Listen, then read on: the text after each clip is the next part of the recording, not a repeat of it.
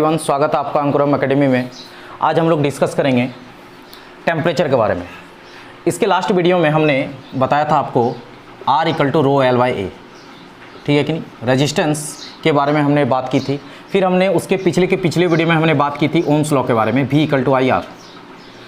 तो इन दोनों केस में हमने ये बताया था कि इन दोनों केस में टेम्परेचर जो होना चाहिए मेरा, वो होना चाहिए कांस्टेंट। तापमान जो होना चाहिए वो नियत रहना चाहिए, ठीक है कि नहीं। तापमान मेरा नियत रहना चाहिए, इसमें परिवर्तन नहीं होना चाहिए, ठीक है। तो हमने ये बात क्यों कही थी, आज हम लोग उसी बात को लेकर चर्चा करेंगे कि टेम्परेचर आखिर कांस्टेंट क्यों रहना चाहिए। तो चलो देखो, इससे पहले हम लोग आगे जाएं टेम्परेचर कांस्टेंट क्यों रहता। सबसे पहले हम लोग को जानना होगा कि आखिर टेम्परेचर होता क्या है। बहुत लोगों को कन्फ्यूज़न रहता है, बहुत लोगों को लगता है कि हीट टेम्परेचर सब एक ही बात है। तो हम लोग उस चीज़ को डिस्कस करेंगे कि टेम्परेचर होता क्या है। तो चलो इसको लेकर हम लोग एक छोटा सा एक्सपेरिमेंट करते हैं। एक्सपेरिमेंट बोर्ड में ही करते हैं हम लोग। मान लेता हूँ एक तुमने कोई बॉक्स ले लिया, ठीक है कि नहीं। एक कोई बॉक्स ले लिया, मान लेता हूँ शीशे का है, शीशे का बॉक्स ले लिया, मतलब आर पार उसका दिखाई दे रहा है। और ये बॉक्स बिल्कुल वैक्यूम है। वैक्यूम मतलब कि सब कुछ पूरा क्लोज है, इसके हवा भी इधर नहीं जा सकता, मतलब हवा भी इसके आर पार नहीं हो सकता है, पूरा बिल्कुल क्लोज है। अब तुमने क्या किया, इसके छोटे, इसमें मान लेता हूँ मैं कुछ छोटे छोटे कुछ बलून्स हैं, इसमें कुछ छोटे छोटे बलून्स हैं, बिल्कुल छोटे छोटे बलून्स हैं। और ये बिल्कुल अभी रुका हुआ है रेस्ट पे, बिल्कुल कुछ मोशन नहीं है इसमें, बिल्कुल रुका हुआ है। और तुमने इसके नीचे से कुछ हीट सोर्स दे दिया, मतलब आग लगा दिया, कुछ सपोज ऐसा कुछ आग लगा दिया। कुछ देर बाद तुम देखोगे, जब तुमने इसके आग लगा दिया, आग लगाने से क्या होगा, ये जो कांच जो है मेरा शीशे का जो है ये गर्म होगा, जिसके कारण अंदर का तापमान भी बढ़ेगा मेरा।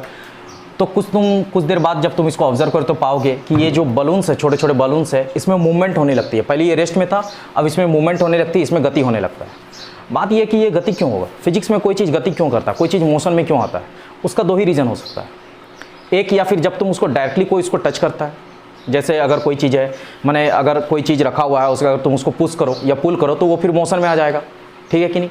दूसरा एक हो सकता है कि अगर कोई मेरा चार्ज, पॉजिटिव चार्ज रखा हुआ है, मान लेता हूँ ये मेरा पॉजिटिव चार्ज है, एक कोई नेगेटिव चार्ज अगर इसके आसपास आ जाए तो ये क्या करेगा, इसको अट्रैक्ट करेगा, बिना कुछ हुए इसको क्या करेगा, मूव करा देगा। तो दो ही चीज़ हो सकता है। तो कहीं ना कहीं ये भी इनडायरेक्टली फोर्स ही तो है, बल ही तो काम कर रहा है यहाँ पर। तो कोई चीज़ को मोशन के लिए हमको क्या देना पड़ेगा, अगर किसी चीज़ को अगर तुम्हें मोशन में लाना होगा तो उसको एनर्जी देना होगा, ठीक है। या इन शॉर्ट हम लोग उसको फोर्स कहते हैं, लेकिन अलग टर्म में सोचो तो एनर्जी भी कह सकते हैं, मतलब एनर्जी देना होगा। तो यहाँ पर ये चीज़ पहले रेस्ट में था, अब अगर ये मोशन में आ गया तो मतलब इसको एनर्जी मिला कहाँ से, इसमें तो बंद है, हमने तो डायरेक्टली इसको टच नहीं किया, कि ऐसा नहीं कि मैंने हाथ घुसा के इसको इस तरह हिला दिया जिसके कारण ये मूवमेंट करने लगा, ऐसा तो नहीं है। तो आखिर इसमें मूवमेंट आया कैसे, इसमें मोशन आया कैसे। तो इसका एक ही रीज़न हो सकता है। इसका क्या रीज़न हो सकता है, तुमने हीट दिया, उसी के कारण आया होगा, और हीट के कारण हुआ क्या, टेम्परेचर बढ़ा। तो कहीं ना कहीं इसका रोल किस में हो सकता है, टेम्परेचर के बारे में। इसका रोल किस में हो सकता है, टेम्परेचर का हो सकता है। टेम्परेचर का मेन रोल होगा इस चीज़ को मोशन कराने में, क्योंकि इसके अलावा यहाँ पर और कोई नया चीज़ नहीं है। इसमें एक ही चीज़, इसके अंदर, इस चैम्बर के अंदर, इस बॉक्स के अंदर एक ही चीज़ बढ़ा है, वो है टेम्परेचर। तापमान इसका बढ़ गया होगा क्योंकि हमने इसको हीट दिया है। तो तापमान बढ़ जाने के कारण इसमें क्या होने लगेगी, मोशन, ये गति करेगा। तो यही इसका एक कारण हमें नज़र आता है, और दूसरा कोई कारण होगा नहीं। बट इसमें हम लोग बहुत ज़्यादा डिटेल में नहीं जाएंगे, बस तुमको ये फील कराना चाहता हूँ मैं कि तुम ये समझो कि अगर तापमान बढ़ता है, तापमान कहीं से भी बढ़ता है, तो उसमें जो मोशन होगा, मतलब उसका जो वेलोसिटी होगा, स्पीड जो होगा, स्पीड में बढ़ोतरी होने लगता है। तो तापमान और स्पीड का जब भी मैं बात करता हूँ तो तुम्हें समझना होगा काइनेटिक एनर्जी या गतिज ऊर्जा के बारे में। गतिज ऊर्जा क्या होता है मेरा, काइनेटिक एनर्जी, शॉर्टकट में हम लोग इसको के ही लिख दिया, इसको हम लोग क्या कहते हैं, गतिज ऊर्जा। गति के कारण जो ऊर्जा होती है किसी वस्तु में निहित, उसको हम लोग क्या बोलते हैं, गतिज ऊर्जा। इसको क्या होता है, इसका ½ mv²। m क्या है मेरा, द्रव्यमान, और v क्या है मेरा, स्पीड मतलब चाल, ठीक है कि नहीं। तो अगर किसी भी चीज़ का अगर तुम चाल बढ़ाओ तो उसका काइनेटिक एनर्जी क्या होगा, अपने आप बढ़ेगा। तो बेसिकली हम लोग ये कहेंगे, देखो मास तो हर एक वस्तु में होता है, हर चीज़ का अपना एक द्रव्यमान होता है, मास होता है। तो काइनेटिक एनर्जी बेसिकली किस पे डील करता है, तुम्हारा स्पीड पे। अगर किसी चीज़ का स्पीड बढ़ेगा तो उसका काइनेटिक एनर्जी क्या होगा, बढ़ेगा। तो यहाँ पर हम लोग देख रहे हैं कि अगर टेम्परेचर इसका बढ़ा रहे हो तुम, तो इसमें गति आ जा रहा है, मोशन आ जा रहा है, स्पीड आ जा रहा है कुछ इसका। पहले रेस्ट में था, अब स्पीड आ गया, तो बेसिकली क्या बढ़ा, इसका काइनेटिक एनर्जी बढ़ गया, क्योंकि स्पीड बढ़ने से काइनेटिक एनर्जी बढ़ जाता है। तो टेम्परेचर, इस पूरे एक्सपेरिमेंट से मैं तुम्हें ये बताना चाहता हूँ कि टेम्परेचर मेरे सीधे तौर पर लिंक होता है काइनेटिक एनर्जी पे। किसके काइनेटिक एनर्जी, इस छोटे छोटे मॉलिक्यूल्स का। ये एक्चुअली जो हमने बलून लिया था, इसको हम लोग छोटा छोटा मॉलिक्यूल्स मान लेते हैं। तो ये छोटे छोटे मॉलिक्यूल्स का तुम्हारा काइनेटिक एनर्जी है। तो अगर कहीं पर भी अगर तुम कहीं पर भी अगर तुम किसी का टेम्परेचर बढ़ाते हो तो उसका मॉलिक्यूल्स का तापमान, मॉलिक्यूल्स के बीच जो काइनेटिक एनर्जी होगा वो क्या होगा, वो बढ़ जाएगा। जैसे एक और हम लोग एग्जांपल ले सकते हैं, एक जनरल एग्जांपल ले सकते हैं।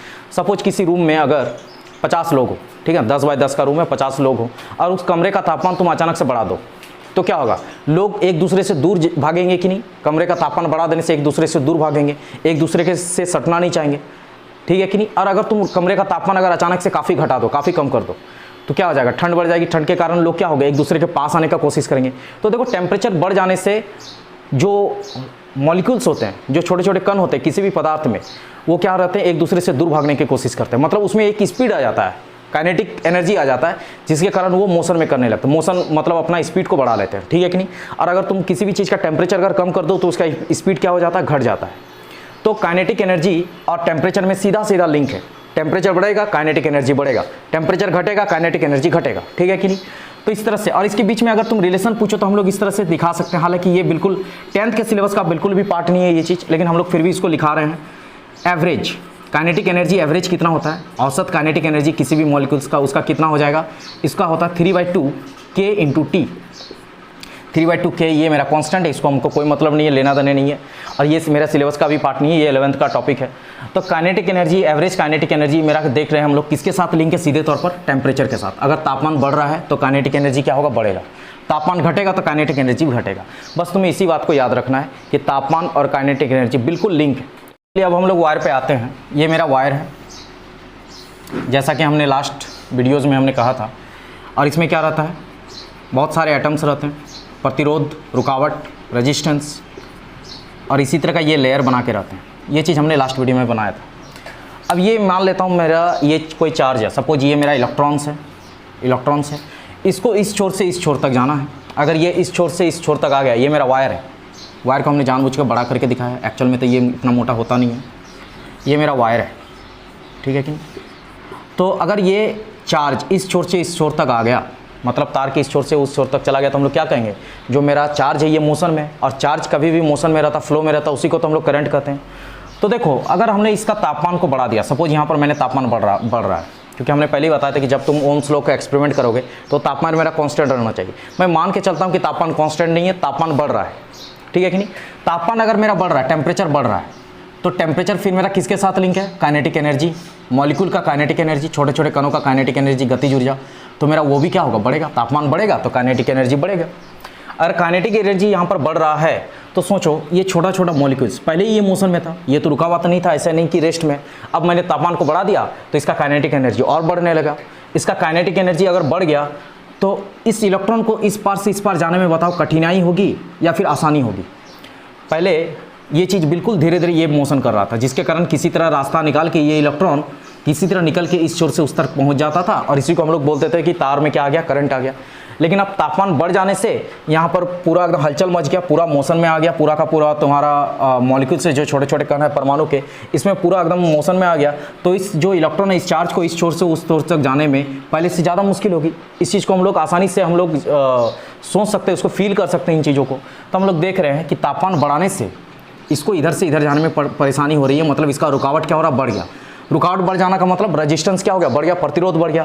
तो हम लोग क्या लिखेंगे, तापमान अगर मेरा बढ़ रहा है, तापमान टेम्परेचर अगर मेरा बढ़ रहा है तो मेरा रेजिस्टेंस या रुकावट वो भी क्या होगा, बढ़ेगा। ये एरो मैंने दे दिया, इसका मतलब क्या होगा, बढ़ेगा। और ये चीज़ याद रखना, ये भी जो भी चीज़ हम लोग डिस्कस कर रहे हैं ये बस मेटल के लिए। अगर तुम मेटलॉइड्स या उपधातु के लिए बात करो तो वहाँ पर चीज़ें थोड़ी चेंज हो जाती है। वो क्यों होता है, वो बात की बात है, वो हम लोग तभी डिस्कस करेंगे जब हम लोग मेटलॉइड्स उपधातु को डिस्कस करेंगे। बट ये मेटल में अगर तापमान बढ़ रहा है तो फिर रेजिस्टेंस क्या होगा, बढ़ जाएगा, रुकावट बढ़ जाएगा। अब मैं कह रहा हूँ कि अगर मैंने तापमान को कम कर दिया, तापमान कांस्टेंट नहीं है, एक बार बढ़ा दिया तो हमने देखा कि रेजिस्टेंस भी बढ़ गया। और एक बार देखेंगे हम लोग तापमान अगर घट जाए, तापमान अगर घट जाएगा तो सोचो क्या होगा। पहले ये तुम्हारा मॉलिक्यूल्स जो है ये मोशन में था, अगर मैंने अचानक से तापमान को घटा दिया, तापमान को घटा देने से इसका जो काइनेटिक एनर्जी वो भी क्या हो जाएगा, घट जाएगा। तो तापमान घट गया तो काइनेटिक एनर्जी ये अपने आप डिक्रीज हो गया। काइनेटिक एनर्जी जैसे घटा तो काइनेटिक एनर्जी जैसे घटा, ये बिल्कुल अब धीरे धीरे मोशन कर रहा है क्योंकि इसका काइनेटिक एनर्जी काफ़ी लो है। तो इस इलेक्ट्रॉन को ज़्यादा मौका मिल जाएगा इस छोर से उस छोर जाने में, ठीक है कि नहीं? इसको ज़्यादा मौका मिल जाएगा इस छोर से उस छोर तक जाने में, मतलब रुकावट क्या हो जाएगी, कम। अगर रुकावट कम मतलब रेजिस्टेंस कम। तो तापमान अगर कम हो रहा है, टेम्परेचर अगर मेरा कम हो रहा है तो मेरा रेजिस्टेंस भी क्या हो जाएगा, कम हो जाएगा। ये दोनों बिल्कुल लिंक है एक दूसरे के साथ। तो तापमान और टेम्परेचर बिल्कुल लिंक है। अब ओम्स लॉ को याद करो। ओम्स लॉ में हमने क्या पढ़ा था, V equal to I R. V equal to I R, ये आर मेरा क्या था, कांस्टेंट था। मैं और थोड़ा बेसिक में जाता हूँ। V directly proportional to I. Actual में ये था कि अगर V बढ़ेगा तो फिर I भी बढ़ेगा। ये चीज़ हमने डिस्कस करी थी। और फिर इस समानुपाती को मैंने बराबर किया था और इस तरह से आ गया था आई आर। आर मेरा क्या था, कांस्टेंट।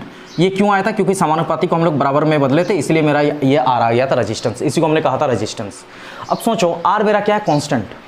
आर कांस्टेंट मतलब आर मेरा बदलना नहीं चाहिए। अगर आर बदल गया तो फिर ओम्स लॉ फेल, क्योंकि आर है ही मेरा कांस्टेंट। ये प्रोपोर्शनल के बदले आया है, प्रोपोर्शनलिटी कांस्टेंट ये, तो आर को बदलना नहीं होगा। अगर आर बदल गया, किसी भी कारणवश आर बदल गया, तो मेरा ओम्स लॉ वहीं पर फेल हो जाता है।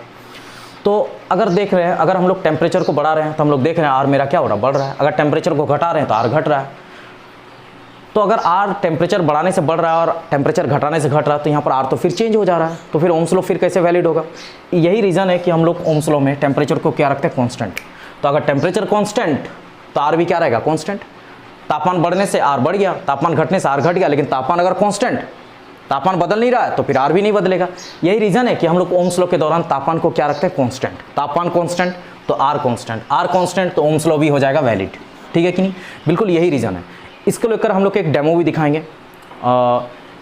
तो ठीक है, इसको लेकर हम लोग एक डेमो दिखा रहे हैं। इस चीज़ को फील करना। एक्चुअल में हम लोग कुछ प्रैक्टिकल चीज़ नहीं करेंगे, क्योंकि हम लोग मॉलिक्यूलर लेवल पे जाके दिखा नहीं सकते हैं कि किस तरह ये मॉलिक्यूल, ये छोटे छोटे परमाणु किस तरह काम करते हैं। हम लोग एक डेमो तुमको दिखाने कि एक्चुअल में ये किस तरह काम करता है। ठीक है, चलो देखो, हम लोग मान के चल रहे हैं, जैसे हमने बताया था कि जो वायर है उसमें जो इलेक्ट्रॉन्स होते हैं, सॉरी उसमें जो एटम्स होते हैं, वो ऐसे ही मोशन में रहते हैं, हमेशा रैंडम मोशन में रहते हैं। बस उनके बीच में मोशन कैसा होता है, रैंडम। लेकिन अगर मैं तापमान को बढ़ा देता हूँ तो उसमें मोशन में क्या हो जाता है, बढ़ोतरी हो जाता है। मतलब उसका स्पीड, काइनेटिक एनर्जी क्या हो जाता है, बढ़ जाता है। अब उसी चीज़ को हम लोग एक डेमो के थ्रू तुम्हें दिखा रहा हूँ। चलो मान लेता हूँ ये दोनों एटम्स है किसी भी, हालांकि एक्चुअल में तो एटम्स काफ़ी ज़्यादा होते हैं, लेकिन मान लेता हूँ ये दो, मैंने एग्जांपल ले लिया, ये दो एटम्स है और मैं खुद को इलेक्ट्रॉन्स मानता हूँ, चार्ज। मैं अगर इस पार से उस पार चला गया तो फिर उसी को हम लोग करंट बोलेंगे, क्योंकि मैं चार्ज हूँ और चार्ज अगर फ्लो करता तो उसको करंट कहते हैं। तो चलो देखो, इस चीज़ को हम लोग एक्सपेरिमेंटली दिखाते हैं। अब मान के चलता हूँ टेम्परेचर अभी मेरा कुछ होगा, तो ये दोनों मोशन में है। तुम लोग धीरे धीरे आगे बढ़ो, धीरे धीरे इस तरह एक दूसरे को ही करो। ये दोनों जैसे बिल्कुल धीरे धीरे मोशन कर रहे हैं, ठीक है कि नहीं। वापस इधर मुड़ना है, हाँ इस तरह का एक्सचेंज करो मोशन। ये दोनों जैसे मोशन में, ठीक है। अब मैं इलेक्ट्रॉन हूँ, मुझे इस पार से उस पार जाना है। अब अगर अचानक से, जैसे अभी ये दोनों मोशन में है, जैसे मुझे मौका मिला, जैसे ये दूरी में गए, मैं आगे बढ़ गया, तो इस तरह से करंट आ गया, ठीक है कि नहीं। अब अगर मैंने तापमान को बढ़ा दिया, तापमान को बढ़ा देने से ये जो परमाणु है, जो एटम्स है, इनके बीच का स्पीड, काइनेटिक एनर्जी क्या हो जाएगा, बढ़ जाएगा। अब ये पहले से ज़्यादा स्पीड में मोशन करेंगे। तो जैसे मैंने अभी तापमान को बढ़ा दिया, तुम लोग अब चलो स्पीड थोड़ा बढ़ा दो, बिल्कुल। अब देखो मुझे पार होने में दिक्कत हो रहा है कि नहीं, यू कंटिन्यू। अब मुझे देखो पार होने में दिक्कत हो रहा है, तो मैं बहुत मुश्किल से निकल पा रहा हूँ। तो इससे मेरा रुकावट जो हो रहा है वो क्या हो गया, बढ़ गया। अगर रुकावट बढ़ गया तो मेरा रेजिस्टेंस क्या हो गया, प्रतिरोध क्या हो गया, बढ़ गया। तो यही होता है, अगर तापमान बढ़ा देने से प्रतिरोध क्या हो जाएगा, बढ़ जाएगा। ये दोनों अगर बहुत फास्ट एक दूसरे के पार, बहुत इन दोनों का काइनेटिक एनर्जी अगर बहुत ज़्यादा हो जाएगा, तो मैं चार्ज हूँ, मुझे इस पार से उस पार जाने में दिक्कत होगा, तो मैं चार्ज हूँ, चार्ज को जाने में दिक्कत होगा, मतलब करंट कम होगा। अगर रुकावट ज़्यादा हो जाएगा तो फिर प्रतिरोध क्या हो जाएगा, प्रतिरोध ज़्यादा हो जाएगा। तो ये तुम्हारा बेसिकली होता है, तापमान बढ़ा देने से प्रतिरोध मेरा बढ़ जाएगा। अब मैं काम करता हूँ, मैं तापमान को कम कर देता हूँ, मतलब अब इन दोनों का मोशन जो होगा, तापमान कम कर देने से काइनेटिक एनर्जी कम, मतलब इसका स्पीड कम। तो अब ये बिल्कुल ही स्लो, बिल्कुल पहले से भी ज़्यादा स्लो तरीके से अब इस पार से उस पार होंगे, इनका मोशन बिल्कुल स्लो हो जाएगा। चलो तुम लोग स्लो धीरे धीरे आगे बढ़ो, बिल्कुल। अब मैं आराम से चिल मार के एकदम इस पार से उस पार जा सकता हूँ। मेरा जो रुकावट है, मैं चार्ज हूँ, मेरा रुकावट कम हो गया, अब आराम से मैं चिल मार के आ गया। तो यहाँ से हम लोग इस चीज़ को हम लोग किस तरह देख रहे हैं, चलो ठीक है, अब तुम लोग रुक जाओ। देखो इस चीज़ को हम लोग क्या देख रहे हैं, अगर अगर टेम्परेचर कम कर दिया मैंने, तो इसका काइनेटिक एनर्जी कम, काइनेटिक एनर्जी कम, तो रुकावट जो है इनके बीच जो तार में जो रुकावट है वो भी कम, तार में रुकावट कम, तो चार्ज फिर आसानी से, मैं चार्ज हूँ, मैं आसानी से इस पार से इस छोर से उस छोर चला जाऊँगा, मतलब करंट आसानी से आ जाएगा। तो टेम्परेचर कम, काइनेटिक एनर्जी कम, काइनेटिक एनर्जी कम, तो फिर रेजिस्टेंस जो है, रुकावट वो कम। टेम्परेचर ज़्यादा तो काइनेटिक एनर्जी ज़्यादा, काइनेटिक एनर्जी ज़्यादा तो रुकावट क्या होगा, ज़्यादा। बट हमेशा याद रखना, ये बस मेटल के लिए होता है, बस धातु में ये चीज़ लागू होता है। उपधातु में ये चीज़ हमेशा लागू नहीं होता है, उपधातु में ये जस्ट उल्टा हो जाता है। जब हम लोग उपधातु पढ़ेंगे उस वक्त हम लोग चीज़ों को डिस्कस करेंगे, ठीक है। थैंक यू सो मच, हम लोग यहीं तक रखते हैं, अगले वीडियो में फिर हम लोग डिस्कस करेंगे। Thank you so much.